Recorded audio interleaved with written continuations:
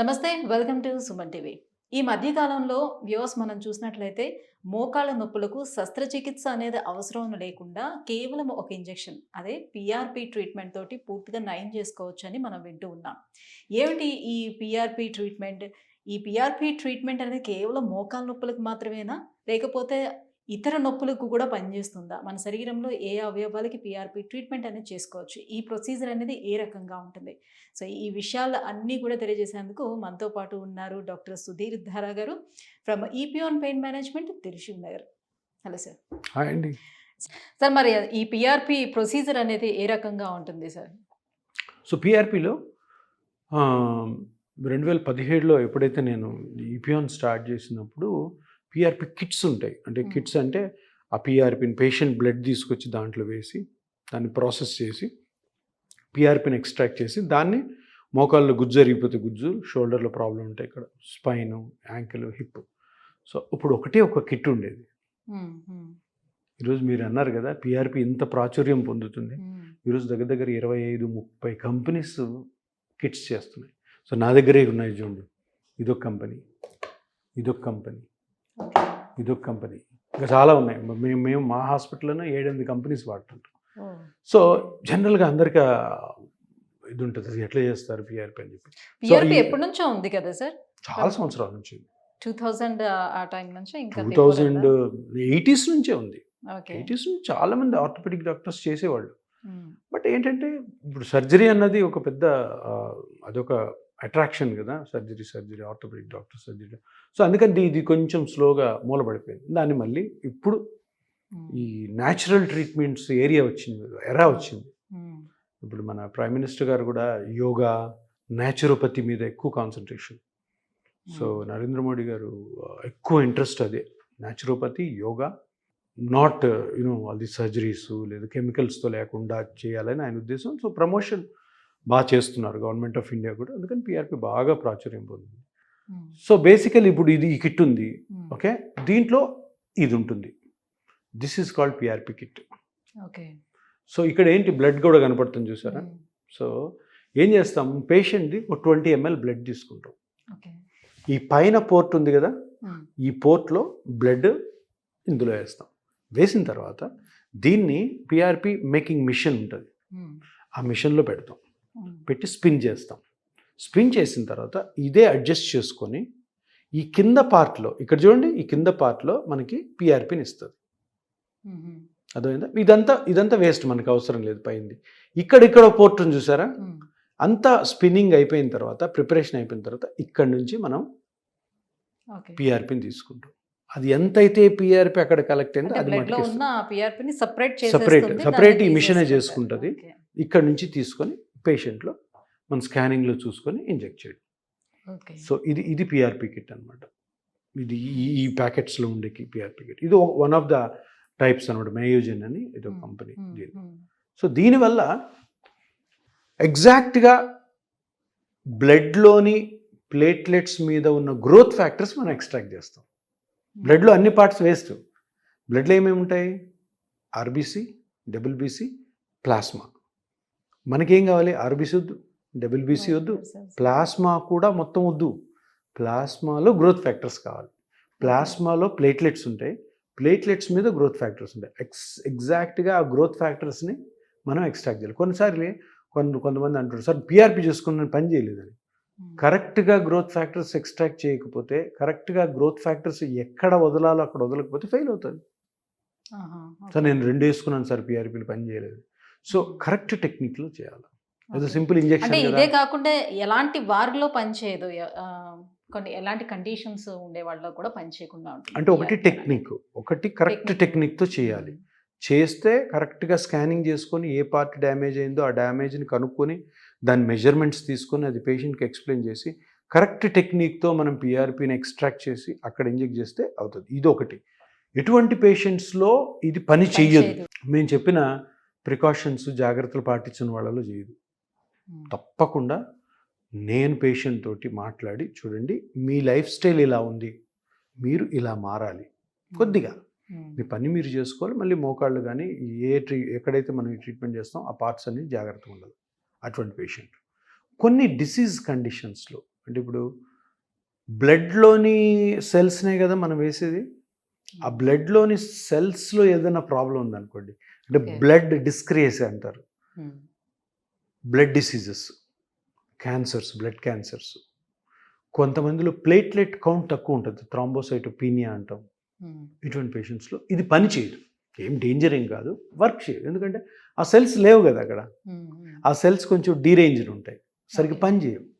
So ఇటువంటి కండిషన్స్లో అంటే మీరు ముందే బ్లడ్ టెస్ట్ వాడకూడదు. చేసి అంత Yeah. కండిషన్ బాగుందా లేదా అని చూసుకున్న తర్వాతే తీసుకుంటారు. తప్పకుండా చేయాలి, టెస్ట్ Okay. చేసుకొని చూసుకొని వచ్చారు. ఎందుకంటే ఇది ఒక సిస్టమ్, ఇది ఈ సిస్టంలో ఎక్కడ మనం డీవియేట్ అయినా, ఎక్కడ సరిగ్గా చేయకపోయినా కానీ అనుకున్న రిజల్ట్ రాదు. పేషెంట్ డిసప్పాయింటెడ్ ఉంటాడు, మనం డిసప్పాయింటెడ్ ఉంటాం. సో ఇప్పుడు ఏజ్ పెరుగుతున్న కొద్ది వారిలోని ఈ గ్రోత్ ఫ్యాక్టర్స్ అనేది తగ్గుతాయా? అస్సలు తగ్గవు. Hmm. ఎందుకంటే ప్లేట్లెట్స్ అనేవి ఏవైతే ఉన్నాయో బాడీలో, అవి కరెక్ట్ మోతాదులో లేకపోతే మనిషి నార్మల్గా ఉండరు. ఇప్పుడు నార్మల్గా నడుస్తూ ఉన్న మనిషికే కదా మోకాలు నొప్పి వస్తుంది, బెడ్ రిడన్ పేషెంట్కి రావు కదా. Yes. So platelets in case normal క్వాంటిటీలో లేకపోతే పేషెంట్ నార్మల్గానే ఉండడు, అసలు బెడ్ రిడన్ ఉంటాడు. Hmm. సో చనిపోతారు కూడా. జనరల్గా 99% పేషెంట్ బాగా యాక్టివ్గా తిరుగుతున్న పేషెంట్స్లో ప్లేట్లెట్స్ నార్మల్గా ఉంటాయి. సో అందుకని ఆ భయం ఏం అవసరం లేదు, బట్ టెస్ట్ చేసుకోవాలా తప్పకుండా, మనం చూసుకొనే అది చేయాలి. సో గతంతో పోల్చుకుంటే ట్రీట్మెంట్ వైజ్గా ఇప్పుడు సక్సెస్ రేట్ ఎలా ఉంది దీంట్లో? సక్సెస్ రేట్ చాలా చాలా ఇంపార్టెంట్ ఫ్యాక్టర్ ఏంటంటే, మనం ఎలా చేస్తున్నాము, మనం ఏమి ఎక్స్ప్లెయిన్ చేస్తున్నాం పేషెంట్కి, ఆ పేషెంట్ మనం అనుకున్న విధంగా ఉండగలడా లేదా అన్న అనాలిసిస్ చేసుకోకుండా కానీ పీఆర్పీ చేసే మటుకు పనిచేయదు, సక్సెస్ రేట్ ఉండదు. ఓకే. ఇప్పుడు అందరూ ఏమనుకుంటారంటే, చాలామంది నేను చూస్తుంటా, డాక్టర్స్, పేషెంట్స్ అందరూ కూడా ఏదో ఈ పీఆర్పీ అంటే ఒక లక్స్ సోప్ కొనుక్కున్నట్టు పియర్ సోప్ కొనుక్కుంటే అక్కడ కాకపోతే ఇక్కడ, ఇక్కడ కాకపోతే తప్పది. ఇది ఒక కమోడిటీ కాదు, ఒక వస్తువు కాదు. పీఆర్పీ అన్నది ఒక సైన్స్. ఆ సైన్స్ తెలిసిన డాక్టర్ అయితే బాగా చేయగలుగుతారు. సైన్స్ ఏంటి, ఈ సక్సెస్ రేట్ ఉండాలి అంటే కరెక్ట్ పేషెంట్ని సెలెక్ట్ చేసుకోవాలి. అందరికీ చేయకూడదు, కొంతమందికి సర్జరీ అవసరం ఉంటుంది, అటువంటి పేషెంట్ మేము తీసుకోం, వెంటనే సర్జరీ పంపిస్తాం, అదొకటి ఇంపార్టెంట్. తర్వాత పేషెంట్ లైఫ్ స్టైల్ ఏంటి, ఆయన చేసే జాబ్ ఏంటి, దానికి అనుగుణంగా ఈ ట్రీట్మెంట్ జరగాలి. అందరికీ వేసేస్తే తగ్గిపోద్దని అనుకోకూడదు. తర్వాత ఏ పార్ట్ డ్యామేజ్ అవ్వడం వల్ల నొప్పి వస్తుంది అన్నది స్కానింగ్లో అనుకోవాలి. స్కానింగ్ చేయాలి, స్కానింగ్ చేయకుండా పీఆర్పీ ఎప్పుడు పనిచేయదు. కనుక్కొని ఎక్కడ అరిగింది, ఎక్కడ దెబ్బతినిందో మనం కనుక్కొని చేస్తే అది ఇంప్రూవ్ అవుతుందా లేదా అనేది మళ్ళీ సబ్సీక్వెంట్ స్కాన్స్ చూసిన అప్పుడు సక్సెస్ రేట్ పెరుగుతుంది. మీరు ఏ హాస్పిటల్లో అయితే చేసుకుంటున్నారో అక్కడ ఎక్స్పర్టైజ్ డాక్టర్స్ ఉంటేనే సక్సెస్ రేట్ పెరుగుతుంది. పేషెంట్ డాక్టర్ గారు చెప్పిన సలహాలు కరెక్ట్గా పాటించినప్పుడే సక్సెస్ రేట్ పెరుగుతుంది. ఇలా చేయడం వల్ల ఇపియాన్లో ఇప్పటి వరకు దగ్గర దగ్గర 8 years అయింది, మన success rate is around 80 to 85%. ఎప్పుడైతే ఇవి అన్నీ కూడాను చేయగలిగినప్పుడే 80-85% రాదు లెక్క. ఇవన్నీ ఉండాలి, ఎందుకంటే ఇది ఒక రీసెర్చ్ ఇన్స్టిట్యూట్. ఎక్విప్మెంట్స్ కూడా అట్లానే ఉన్నాయి, ఎక్విప్మెంటు, టెక్నిక్, ఎక్స్పర్టైజు, పేషెంట్ అర్థం చేసుకోవడం, చెప్పడం, పేషెంట్ ఫాలో అప్ అవుతున్నా లేదా వాళ్ళని ఫాలో అవ్వడం, దాంట్లో కష్ట నష్టాలు ఉంటాయి, మళ్ళీ ట్రీట్ చేయడం. కానీ ఒక్కసారి మా దగ్గరికి వచ్చిన పేషెంట్కి లైఫ్ లాంగ్ మేమే కేర్ తీసుకుంటాం. అంతే కదా, ఇప్పుడు వస్తారు, ఇప్పుడు పేషెంట్ రిక్వైర్మెంట్ పేషెంట్ అండి, సార్ ఇప్పుడు చేస్తారు మీరు లైఫ్ లాంగ్ ఉంటుందంటే ఉంటుందా అని చెప్పను, కానీ నీకు లైఫ్ లాంగ్ ఎప్పుడు ప్రాబ్లం ఉన్నా కానీ నేనే చూసుకుంటా. మళ్ళీ చేయాల్సి వస్తుందేమో, ఇంకా వేరే ప్రాబ్లం రావచ్చు, ఈరోజు గుజ్జు అరిగిపోయింది, రేపు పొద్దున వేరే ప్రాబ్లం రావచ్చు. బట్ నేను ఇచ్చే అష్యూరిటీ ఏంటంటే లైఫ్ లాంగ్ ఇది పని చేస్తుందని చెప్పను. లైఫ్ లాంగ్ నువ్వు నా దగ్గర నన్ను నమ్మి ట్రీట్మెంట్ చేసుకుంటే నీ కేర్ తీసుకుంది. ఎందుకంటే ఈ జాయింట్ పెయిన్స్లో ఉన్న డ్యామేజెస్ బాగా అర్థమైపోయాయి మనకి, మన స్కానింగ్ మిషన్స్ వచ్చాక. ఈ సింపుల్ డ్యామేజ్ ఉంది, ఆ సింపుల్ డ్యామేజ్ సింపుల్గానే ట్రీట్ చేసుకునే అవకాశం ఉంది. ఇది జనాలకి తెలిసినప్పుడు, ప్రజలకి అందరికీ తెలిసినప్పుడు పెద్ద రెవల్యూషనరీ చేంజ్ వస్తుంది. అరే సింపుల్గానే ట్రీట్ చేసుకోవచ్చు, ఈ డాక్టర్ గారు చెప్పిన ఇన్స్ట్రక్షన్స్ పాటిస్తే చాలు. అయితే చాలామంది వ్యూవర్స్లో ఉన్నటువంటి డౌట్ ఏంటంటే సార్, ఇప్పుడు ఈ పిఆర్పి ట్రీట్మెంట్ చేసే క్లినిక్స్ చాలా వచ్చాయి, బట్ ఒక్కొక్క క్లినిక్లో ప్రైసెస్ ఒక్కొక్క రకంగా ఉంటున్నాయి, ఎందుకు ఇంత వేరియేషన్స్ ఉంటున్నాయి అని. ఇది కాంపిటీషన్ ఎప్పుడు ఉంటుంది కదా ఒక్కొక్కరు. కాబట్టి ఒకటి అందరు గమనించాల్సిందంటే క్వాలిటీ అన్న దగ్గర మనీ కాంప్రమైజ్ కాకూడదు. మనకి క్వాలిటీ కావాలనుకున్నప్పుడు దానికి ప్రిస్క్రైబ్డ్ ప్రైసింగ్ ఉంటుంది. ఇప్పుడు చూడండి ఈ కిట్ ఉందనుకో, ఈ కిట్కి ఒక ప్రైస్ ఉంటుంది. ఆ ప్రైస్ మీద ఇంకా చాలా మనం డిస్పోజబుల్స్ వాడాల్సి వస్తుంది.